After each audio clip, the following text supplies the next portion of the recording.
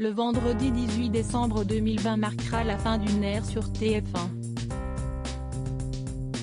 Jean-Pierre Pernaut présente le journal de 13h de TF1 depuis 33 ans. Vestige des années de gloire de la chaîne privée, son JT, le plus regardé en Europe à la mi-journée, le rendez-vous continue d'affoler les compteurs d'audience avec l'attention de millions de Français du lundi au vendredi à l'heure du déjeuner. À l'occasion de son départ, la chaîne déprogramme le 18 décembre prochain son habituelle fiction de Noël à 14h pour proposer un documentaire inédit des 14h de Michel Izard, Thierry Gippet et Bertrand Lachart relatant la carrière de Jean-Pierre Pernaut. Des audiences stratosphériques pour Jean-Pierre Pernaut sur TF1 alors que la date de son départ approche, les audiences du journal de 13h sont au plus haut. Ce lundi 30 novembre 2020, Jean-Pierre Pernaut a pu compter sur 5,74 millions de téléspectateurs, soit 41,6% de part d'audience auprès de l'ensemble du public âgé de 4 ans et plus. Aucun autre programme n'affiche de telle part de marché à la télévision française.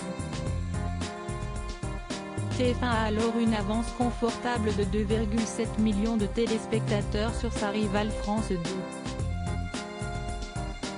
Le mardi 1er décembre 2020, le JT de 13h affiche 6,04 millions de téléspectateurs en moyenne pendant 47 minutes, soit 44,9% de part d'audience auprès de l'ensemble du public présent devant la télévision. Il s'agit d'un meilleur niveau du journal cette saison sur la une.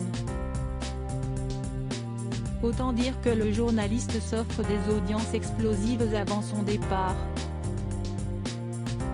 JT 13h, mission impossible pour Marie-Sophie Lacaro sur TF1. Ce mercredi 2 décembre 2020, Jean-Pierre Pernaut a informé 6,1 millions de téléspectateurs entre 12h57 et 13h45.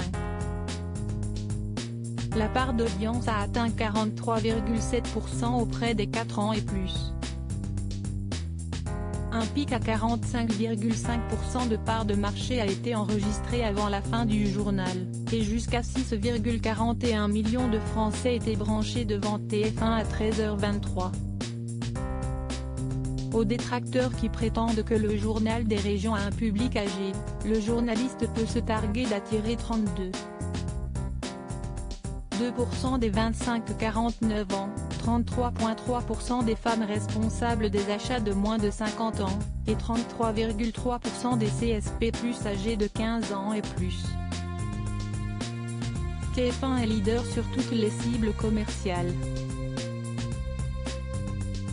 Pour rappel, Marie-Sophie Lacaro, transfuge de France 2, et ancienne rivale de Jean-Pierre Pernaut, prendra le relais début janvier 2021 sur la chaîne privée. Elle aura la lourde tâche d'égaler les scores stratosphériques de son prédécesseur.